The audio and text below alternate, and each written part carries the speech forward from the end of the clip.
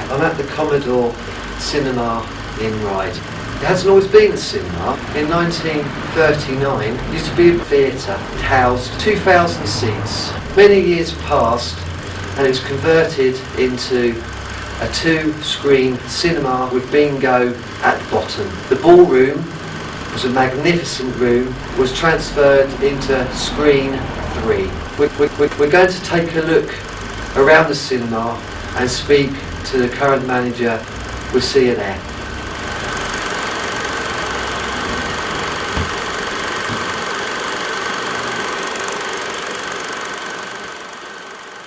Can I call you Paul? Yes, by all means. Thank you very much. We're at the Commodore Theatre Cinema in Ryde. I understand you come from quite a long line of managers of theatres, wasn't your? Yes, my father used to be the manager at the Commodore when he was alive, and my grandfather built the Regal Cinema in Hanklin in 1932. Did you learn the ropes from your father? Yes. And when I was about 8 years old, I used to do the bill posting around the town in Shanklin. Yeah. And used to clean and tear tickets and whatever. So I've really been in the business about 50 years, if you look at it that way. Sweetman's used to have its brewery and its offices on the site. This was developed into the Commodore in 1939. Now the Commodore didn't used to be a cinema. I understand it used to be a theatre housing 2,000 Yes, that's seats. right. It used to be, and then it did live shows on a Sunday night. Had all the big stars down here on a Sunday night in the 50s and 60s. Then it closed as a cinema in 1962 and went over to a bingo club. I talked to Len Smith. He remembers the theatre. We were thrilled to see Sir Edmund Hillary, and he just provided not only his lecture but supported by slides from the beginning to the real top of Everest. And it must have been during the Queen's coronation, because it was looked upon as a coronation gift to her that one of her subjects was the first man to conquer Everest. Frank Orchard used to be a call boy. He described to me the inside of the Commodore. My main job was as a call boy. The dressing rooms were downstairs, and I had to go down, and if it was 10 minutes to go, knock on the door. 10 minutes to go, and then it got down to 5 minutes please, 5 minutes on stage, 5 minutes. And it was just a thrill of just being there, really. Yeah. Can you describe to me the box office? Yeah, it was designed after the fashion of an old galleon.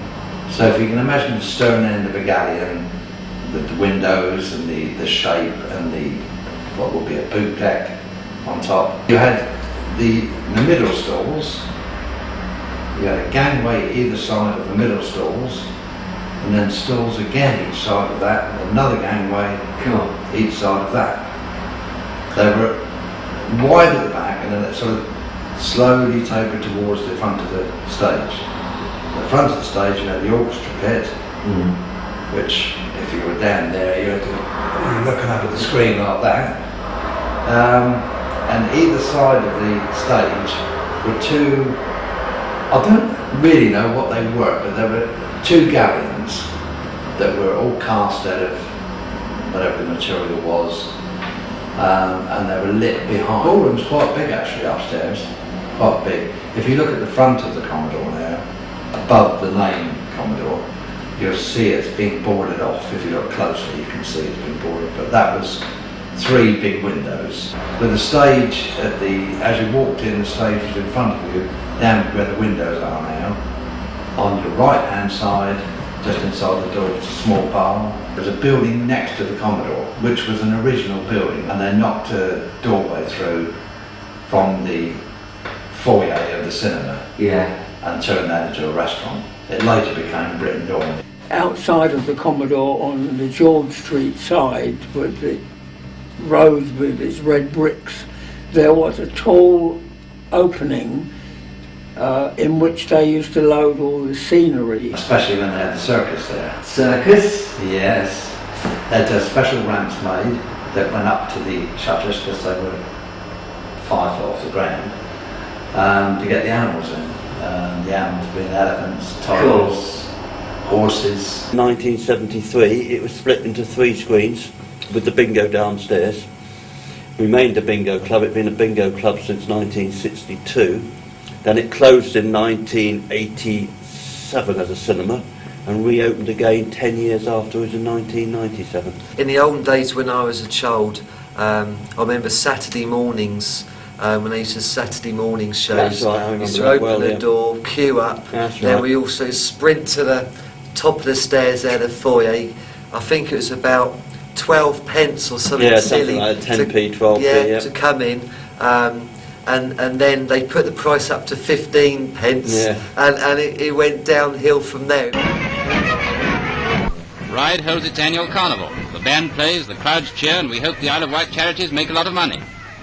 Nowadays, Gandhi and his goat isn't nearly such a popular carnival figure as the Queen Mary.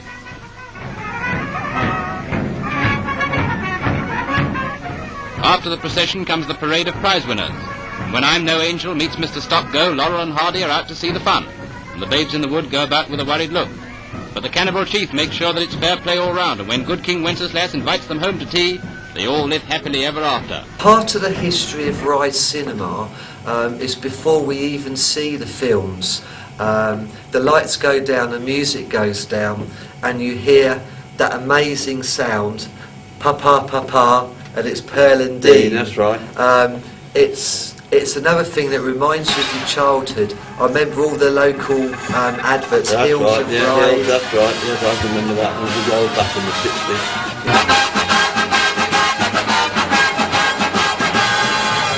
There was only one more room to see, the projection room.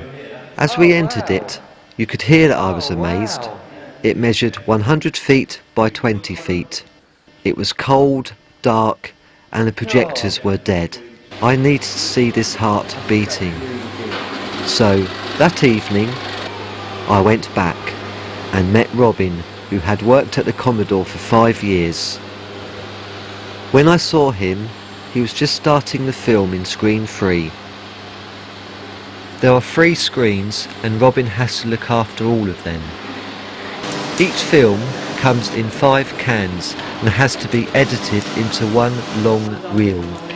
Firstly, the film has to be checked for bad joins. If found, the bad bit is cut out. The film is then spliced, rejoined with tape, and then firmed down.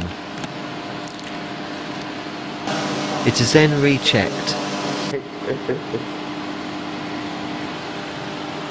The film is checked for smoothness. The projection room is a noisy place with fans, a 70 amp hum, chains, cogs and shutters. Here is an old style bulb, the new Exxon arc bulb with 2000 watts of brightness. Before a show, the film has to be threaded up. It has to flow around cogs and pulleys, through a maze of wheels in a projector, and then back again. Look at the size of the spool table. Big film, big table. Lights, camera, action. The projector is started. The light shutter is opened. Picture and sound are checked.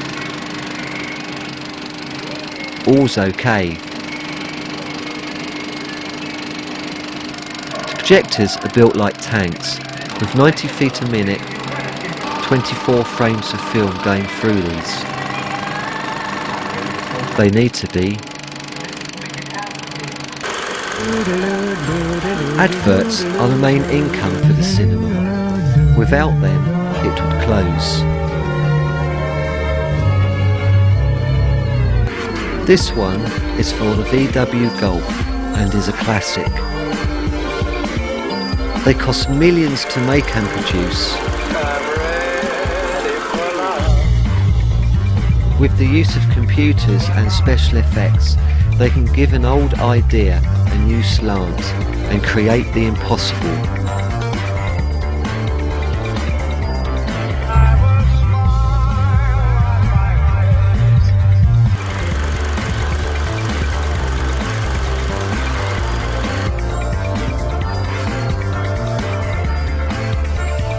and sometimes are even better than the film or programme you have just watched.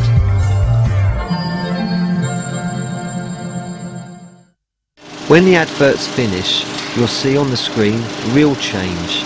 Enjoy your film. Here the lens is changed for a bigger widescreen one. The film is blank here. Robin waits for his cue, and then the light shutter is opened. He then checks to see if all's okay.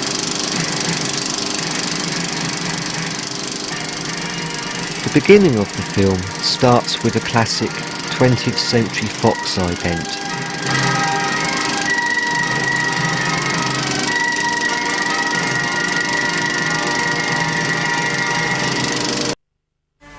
We take a swig of Coke, put more popcorn in our mouth, we then sit back and enjoy our film.